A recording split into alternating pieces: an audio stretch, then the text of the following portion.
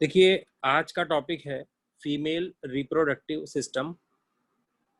8th standard में कुछ आपने पढ़ा होगा इसमें, और उस 8th स्टैंडर्ड का जो टॉपिक है वो थोड़ा सा अपडेट होगा यहाँ पे।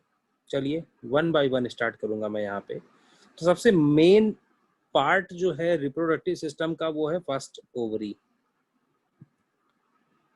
ओवरी के बारे में मैं आपको बताऊं, ओवरी जो है ये एक आलमंड शेप का स्ट्रक्चर का एक गोनैड भी कह सकते हो, एक स्ट्रक्चर ऑर्गन होता है, गोनैड भी कहते हैं। टेस्टिस और ओवरी को गोनैड कहते हैं। ये यूट्रस में कनेक्टेड है, एक साइड से यूट्रस से कनेक्टेड है ये यहाँ से।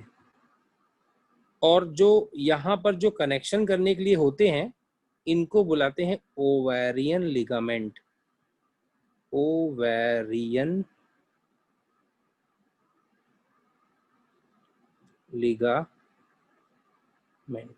मतलब इसमें ब्लड वेसल्स भी होती हैं और यहाँ पर बहुत सारे लिगामेंट भी होते हैं। कहीं कहीं पे आप डायग्राम देखेंगे तो आपको मिल जाएगा इस तरीके से। इसको पकड़ के रखते हैं ये। अब ये दूसरे साइड से कनेक्टेड नहीं है, मतलब इस तरफ से ये कनेक्टेड नहीं है। ये जो आपको फिंगर लाइक प्रोजेक्शंस दिख रहे हैं ये इसको कनेक्ट नहीं करते हैं, बस ये इसके ऊपर पाए जाते हैं, ऐसे ऐसे इसको कैप्चर करके रखते हैं। ये कनेक्टेड नहीं है इससे, मतलब इसके ऊपर है बस केवल वो, जैसे कि उसको ढक के रखा हुआ है बस। अब ये तो रहा मतलब कि इसके लोकेशन की बात, ओवरी के। अब ओवरी के काम की बात करते हैं। तो ओवरी गोनैड है, हमारे हार्मोन्स प्रोड्यूस करती है ओवरी, यानी कि ओ ईस्ट्रोजन और प्रोजेस्टेरॉन हार्मोन प्रोड्यूस करती है। सेकेंडरी सेक्सुअल कैरेक्टर्स आते हैं और ये हार्मोन तब निकलना चालू होते हैं जब वो प्यूबर्टी की एज पे पहुंचता है, मतलब बच्ची प्यूबर्टी की एज पे पहुंचती है। 13 या 12 सॉरी 11 to 12 की एज पे होता है मोस्टली ये। अब ओवरी के अंदर क्या होता है वो समझा जाए, उसको बोलते हैं टीएस ऑफ, यानी ट्रांसवर्स सेक्शन ऑफ ओवरी, वो भी देख लेते हैं। यहाँ पर मैं आपको एक डायग्राम दिखाऊंगा। ये एक मैच्योर ओवरी का या एक ओवरी का डायग्राम है। आप यहाँ पर देखिए लेफ्ट साइड में बहुत सारे फॉलिकल्स रखे हुए हैं, छोटे छोटे से फॉलिकल्स हैं ये। फॉलिकल्स अनमैच्योर्ड सेल्स होती हैं जिनके अंदर एक रेड सा छोटा सा आपको डॉट दिखेगा, उसको ओवम कहते हैं। तो ये जो ऊपर वाली प्रोसेस दिख रही, एरो लगा हुआ है, आगे बढ़ रहा है, आगे बढ़ रहा है और आगे बढ़ रहा है। एक देखो वहां पर ग्राफियन फॉलिकल लिखा हुआ है, तो वो मैच्योर फॉलिकल को ग्राफियन फॉलिकल कहते हैं, यानी mature follicle is known as Graafian follicle, और उसके अंदर होता है ओवम। और अब क्या होता है कि वो ओवम बाहर निकलता है रप्चर्ड करके, ग्राफियन फॉलिकल के लेयर को क्या कर देता है वो रप्चर करता है। ओवम वहां से बाहर आता है, ओवरी से भी बाहर निकल आता है, और वो फिम्ब्रे जो मैंने याद करी वहां पे आपको दिखाई दी अभी यूट्रस के पास में, वो उसको कैच कर लेती है। अभी मैं आपको एक वीडियो भी दिखाऊंगा कि वो फिम्ब्रे उसको कैसे कैच करती है। तो ये था ओवम के बारे में। अब एक दो पॉइंट मैं एक्स्ट्रा भी बता रहा हूँ यहाँ पे। ओवम के ऊपर दो लेयर पाई जाती हैं। वो पहले वाले डायग्राम में मैंने नहीं दिखाया है, एरो निकाल के बाहर आ गया है, पर वो इतना छोटा था तो मैं वहां नहीं दिखा पाया हूँ, तो बाहर आके उसको बना के दिखा रहा हूँ। आउटर लेयर का नाम है कोरोना रेडिएटा, और उसके जो अंदर की जो सेकंड लेयर का नाम है जोना पेल्यूसिडा। वैसे तो ये नाम नहीं पूछा जाएगा आपसे, मत कुछ लोगों को जो थोड़ा एक्स्ट्रा पढ़ना है उनके लिए मैं बता रहा हूँ ये। और अंदर है सर उसके न्यूक्लियस न्यूक्लियस न्यूक्लियस। तो जो ओवम बाहर आ गया, फिम्ब्री ने कैच कर लिया उसको, और अब जो अंदर का जो कवर बचा हुआ है, वो कवर जो है बगल में आपको दिख रहा है लेफ्ट साइड में, उसका नाम है कॉर्पस ल्यूटियम, यानी वो कवर है उसका। वही आप बोल सकते हो, वो जो फॉलिकल था ना, उस फॉलिकल के बाहर वाला जो कवर था वो अंदर ही रह गया, वो बाहर नहीं आया, और केवल ओवम बाहर निकल के चला गया, और अंदर जो बचा उसका नाम बचा कॉर्पस ल्यूटियम। अब ये कॉर्पस ल्यूटियम कन्वर्ट होता है कॉर्पस एल्बिकेन में, ये जो उसके बगल में येलो वाला डायग्राम बनाया हुआ है मैंने। अब मैं आपको ये चल के दिखाता हूं कि ये कॉर्पस ल्यूटियम और कॉर्पस एल्बिकेन का काम क्या होता है। देखिए ये डायग्राम में आप ध्यान से देखिए, यहां पर लिखा हुआ है कॉर्पस ल्यूटियम, और उसके बाजू में क्या लिखा है कॉर्पस एल्बिकेन। अब जरा एक चीज को ध्यान से देखना, ये सब सीरीज में था। फॉलिकल से बना मैच्योर फॉलिकल, यानी इसका नाम था ग्राफियन फॉलिकल, और फिर उसमें से ओवम बाहर निकल रहा है, फिर कॉर्पस ल्यूटियम बचा, फिर कॉर्पस एल्बिकेन बचा। तो ये पूरी इवेंट जो थी वो ओवरी के अंदर हो रही है। देखो ये पूरी जो फेज है, चेंजेस इन ओवरी, मैंने ये वाली लाइन आपको समझाई। ये मेंस्ट्रुअल साइकिल का टॉपिक है, पर मैं पहले से ही आपको थोड़ा थोड़ा इसके बारे में समझा दिया है मैंने इसमें आपको, या और भी मैं आगे आपको चल के समझाऊंगा और भी।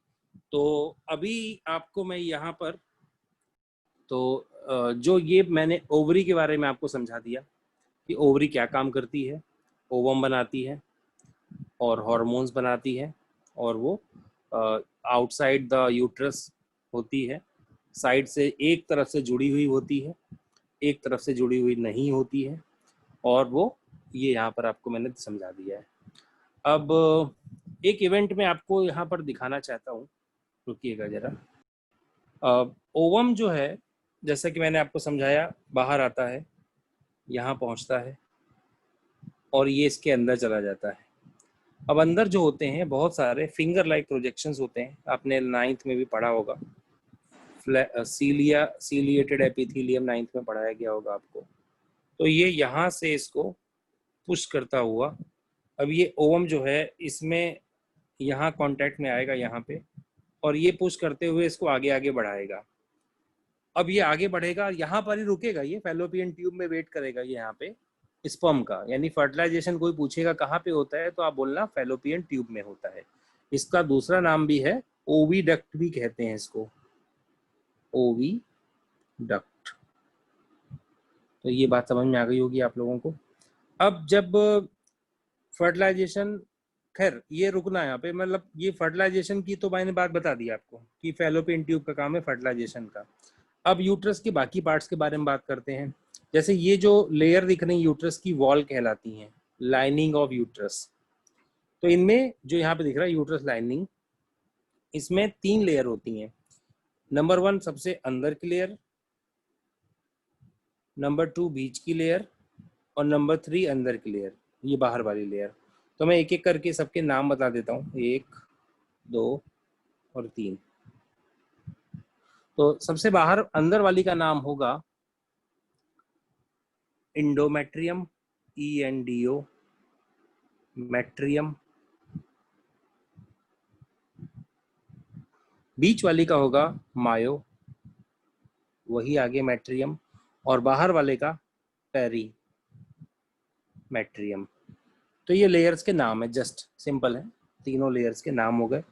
अब इन लेयर के बारे में बताता हूँ मैं, क्या काम करती हैं ये, इनर वॉल क्या काम करती है यूट्रस की, ये बता देता हूँ मैं यहाँ पे क्या काम होगा इसका।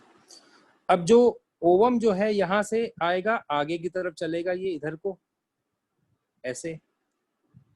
अब यहाँ पर 2 कंडीशंस हैं, या तो वो फर्टिलाइज हुआ है, नंबर 1 कंडीशन, या तो फर्टिलाइज हो गया है, और नंबर 2 कंडीशन, या तो फर्टिलाइज नहीं हुआ है। दोनों ही कंडीशन में वो नीचे की तरफ को आएगा ही आएगा, बिल्कुल आएगा। हाँ, अगर वो नंबर 1 वाली कंडीशन की बात कर रहे हैं, यानी कि हम फर्टिलाइज वाले की बात कर रहे हैं, और दूसरे में अनफर्टिलाइज की बात कर रहे हैं, तो फर्टिलाइज वाली कंडीशन में वो डिवाइड होना चालू हो जाएगा, यानी कि 1 से बन जाएंगे 2, 2 से बन जाएंगे 4 सेल, 4 से बन जाएंगे 8 सेल, 8 से बन जाएंगे 32 सेल, यहाँ पे 32 सेल। और ये 32 सेल बन के यहाँ पर स्टिक हो जाएगा, अंदर चला जाएगा। जैसे कि दलदल वाली कोई जमीन होती है तो आप उसमें पैर रखिए तो आपका पैर दब जाता है, तो उसी प्रकार से ये इनर वॉल क्या करती है, खींचती है अंदर की तरफ को चीजों को, और ये अंदर चला गया। नंबर 1 कंडीशन की मैंने बात की है, फर्टिलाइज होने पे। और ये नीचे आने में, 1 मिनट, जो मैं बता रहा हूँ कि ओवम यहाँ से यहाँ तक आते हुए, ओविडक्ट से यहाँ तक आएगा स्टिक होने के लिए, यहाँ तक वो आने में कम से कम 1 वीक या 8 से 10 दिन का टाइम लगा देगा, डिवाइड होते होते 8 to 10 डेज, डिपेंड करता है, जरूरी नहीं कि 8 to 10 डे फिक्स ही होगा, 7 to 8 भी हो सकता है, मतलब इट इज नॉट फिक्स्ड।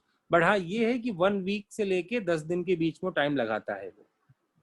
अब क्या होगा, ये कंडीशन 1 थी जो मैंने आपको समझाई, कंडीशन 1। और अगर आपको कंडीशन 1 समझ में आ गई है तो 2 भी समझ में आ जाएगी, क्योंकि अगर वो अनफर्टिलाइज्ड है तो मैं ऐसे ही लेके आऊंगा, उसको डिवाइड नहीं करके लाऊंगा, और फिर से भी वो स्टिक हो गया। और आने में अभी भी उतना ही टाइम लगेगा, क्योंकि वो धीरे धीरे चलता है, एकदम फास्ट मूवमेंट नहीं करता है। यहाँ सीलिया अंदर पाए जाते हैं, सीलेटेड एपिथेलियम यहाँ पे, और वो उसको धीरे धीरे पुश करते हुए आगे बढ़ाते हैं, और फिर उसके बाद उसको खुद आना होता है आगे। तो वो उतने ही दिन लगाएगा। और ये था काम यूट्रस की लाइनिंग का। कोई पूछेगा यूट्रस लाइनिंग में क्या होता है, यानी वॉल ऑफ यूट्रस में क्या होता है, सो आप वहां पर बता सकते हैं कि इट टेक, या इट बरीड, या ये कह सकते हो कि the ovum buried in the uterus lining. Buried मतलब दबा दिया जाता है, या रख लिया जाता है, या होल्ड किया जाता है यूट्रस की लाइनिंग्स के द्वारा। अब अगर वो फर्टिलाइज्ड है, वही कंडीशन 1 फिर से रिपीट कर रहा हूं मैं, अगर वो फर्टिलाइज्ड है तो वो बेबी बनना स्टार्ट हो जाएगा, मतलब फीटस बनेगा, फिर बेबी बनेगा। और अगर वो अनफर्टिलाइज्ड है तो वो वहां से बाहर निकाल दिया जाएगा, जो कि मैं आपको आगे पढ़ाऊंगा। फर्टिलाइजेशन नहीं होने पे क्या होता है, उसे मेंस्ट्रुअल साइकिल कहते हैं, वो मैं आपको नेक्स्ट टॉपिक है इसके बाद, वो तब पढ़ाऊंगा मैं आपको। तो ये था यहाँ तक की कहानी यूट्रस के बारे में। अब मैं यूट्रस के आगे की बात बता रहा हूँ। यूट्रस के जो आगे की बात देखेंगे, सर्विक्स नाम का यहाँ पे आकर स्ट्रक्चर दिख रहा है। सर्विक्स एक प्रकार का ओपनिंग है। Opening of the uterus is known as cervix. Guarded मतलब गार्ड होता है यहाँ पे, इसको एक गार्ड किया जाता है उस जगह से, तो वो सर्विक्स कहलाता है। कुछ मसल्स होती हैं, स्मूथ मसल्स होती हैं। हाँ, you can also say birth canal, बिल्कुल सही बात है। तो ये इस जगह पे इसको ऐसा रखता है ये। अब क्या होगा यहाँ पे, ये नैरो ओपनिंग है, और ये कहा जाता है पूरी बॉडी का सबसे मजबूत स्पिंक्टर होता है, क्योंकि ये बंद नहीं है, चिपका हुआ नहीं है, क्लोज नहीं होता है ये। और एक बात याद रखना कि पेनिस जब भी यूट्रस, मतलब जब कॉपुलेशन होता है, तो पेनिस की मैक्सिमम डिस्टेंस केवल यहाँ तक होती है। पेनिस यहाँ तक ही आ सकता है, इसके आगे नहीं जा सकता पेनिस। और हाइमेन एक और चीज होती है, वो यहाँ पर पाई जाती है। हाइमेन पतली सी मेम्ब्रेन होती है जो यहाँ पर पाई जाती है। और जब फर्स्ट कॉपुलेशन होता है तो हाइमेन लेयर हट जाती है, मतलब हाइमेन सर्कुलर होती है, ऐसे गोल होती है, बीच में से खाली होती है वो, यानी यहाँ से कहीं से उसमें रिंग पाई जाएगी, ऐसे बंद नहीं होती है वो हाइमेन यहाँ से। मैं कैसे समझाऊं आपको कि जैसे कि कोई ऐसे लेयर है और वो ऐसे ऐसे है, ये मान लो ये ऐसे है, ये एक पाइप है बड़ा सा, और ये इसको ऐसा रखा गया है। अब जब इसमें पेनिस इंसर्ट होगा तो ये बीच की लेयर क्या हो जाएगी, टीयर हो जाएगी, ये वाली लेयर फट जाएगी, बीच वाली, ये वाली। और फिर बाहर वाला ये ऐसे सर्कल आपको ये दिखाया जा रहा है यहाँ पे, ये मतलब ये वाला सर्कल ऐसे दिखाया जा रहा है, और ये हाइमेन लेयर यहाँ पे बीच में दिखाई जा रही है, और ये हट जाती है जब फर्स्ट कॉपुलेशन होता है। तो ये था पूरा का पूरा फीमेल रिप्रोडक्टिव सिस्टम। तो ये देखिए, ये दूसरा टॉपिक है, फर्टिलाइजेशन ना होने से क्या होता है, वो समझाया जा रहा है यहाँ पे आपको। देखिए यहाँ पर ध्यान से देखिए, 3 चीजों को एक साथ समझाया जा रहा है, 3 बातें हैं जो एक साथ समझाई जा रही हैं।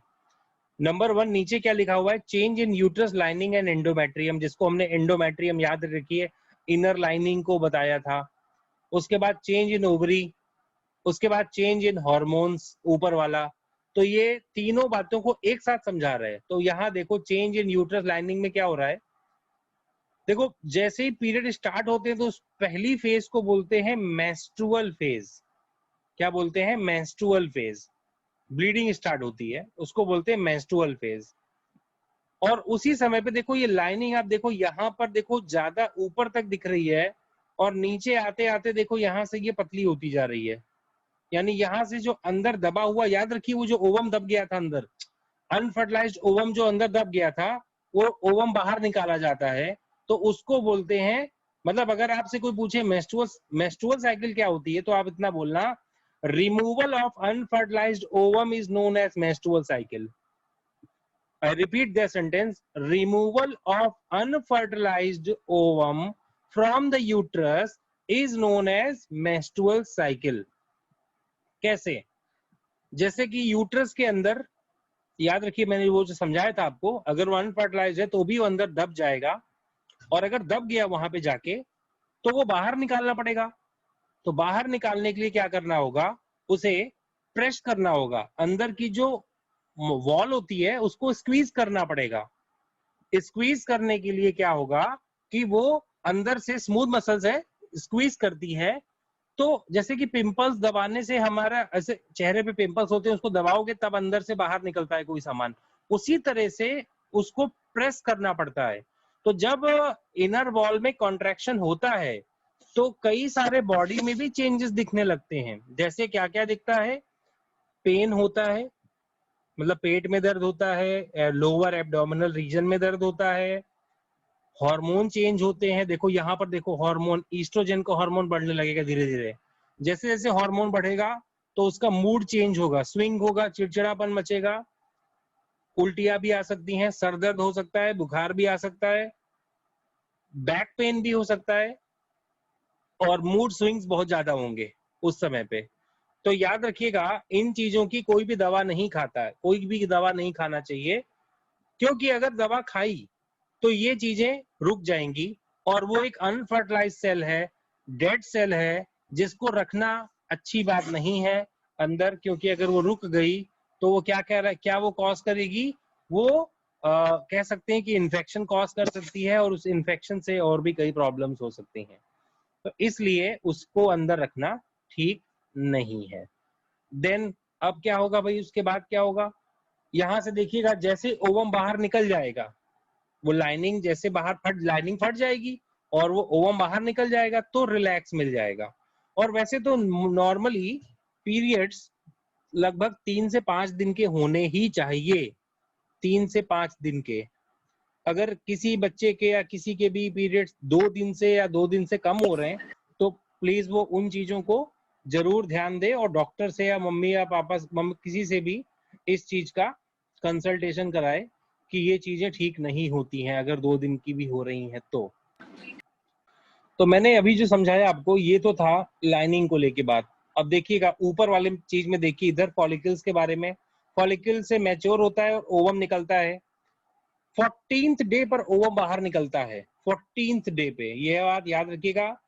अब मैं 14th किसको काउंट कर रहा हूँ, ये कैलेंडर मेथड होता है। जैसे कि आज पीरियड स्टार्ट हुए, जैसे आज से पीरियड स्टार्ट हुए तो आज के दिन पे कैलेंडर पे एक्स लगा दीजिए, मतलब एक दिन को टिक कर दीजिए। उस दिन से काउंट करेंगे आप, जब यहां तक आएंगे तो ये 14th डे पड़ेगा। 13, 14, 15 मतलब तीनों काउंट कर सकते हैं, एक दिन आगे पीछे हो सकता है, पर मोस्ट प्रोबेबली 14th डे होता है। उस दिन एक नया ओवम निकल के यूट्रस के अंदर आ जाता है। ये क्वेश्चन बार बार पूछा जाता है कि which day is known as ovulation, ovulation मतलब किस दिन ओव्यूलेशन होता है, तो 14th डे पे होता है। उसके पहले यूट्रस खाली रहता है, इन दिनों में यूट्रस खाली रहेगा।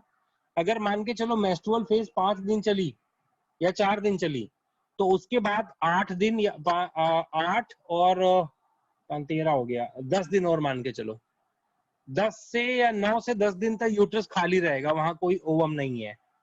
उसके बाद 10वें दिन नया ओवम यूट्रस में आ जाएगा और वो 2-3 दिन एक्टिव रहेगा। 1-2 दिन, 1-2-3 ऐसा मान सकते हैं, 1-2 दिन एक्टिव रहेगा। उसके बाद अगर वो फर्टिलाइज हो गया तो वही कहानी जो मैंने आपसे बताई थी पूरी वही सोच लीजिए, और अगर वो नहीं हुआ तो फिर अब ये कहानी होगी यहां से यहां तक की। यानी क्या होगा, अगर फर्टिलाइज नहीं हुआ तो कॉर्पस ल्यूटियम कॉर्पस एल्बिकेन बनाएगा, और कॉर्पस एल्बिकेन से देखो यहाँ पे क्या हो रहा है, देखो ऊपर हार्मोन का लेवल देखो ऊपर जा रहा है, ये देखो ऊपर गया फिर नीचे आ रहा है यहाँ से। तो जब हार्मोन का लेवल ऊपर जाता है तो वहां पर हमारी बॉडी में जो LH और FSH होता है, ये बात बार बार मैं बोल रहा हूँ, LH और FSH होता है, उसको वो ट्रिगर करता है। LH FSH कहाँ होता है, पिट्यूटरी में होता है, और वो फिर से एक नया फॉलिकल को मैच्योर करने का मैसेज दे देगा। तो ये तो था, तीनों आपस में इंटरकनेक्टेड है। मैं पढ़ा लूं उसके बाद आप इसको फिर से पढ़ना बैठ के। मीटिंग बंद होने वाली है, इसके लिए मैं आपको नेक्स्ट क्लास में कल फिर से समझा दूंगा। तो मतलब ये स्टार्टिंग हम फिर से कर लेंगे।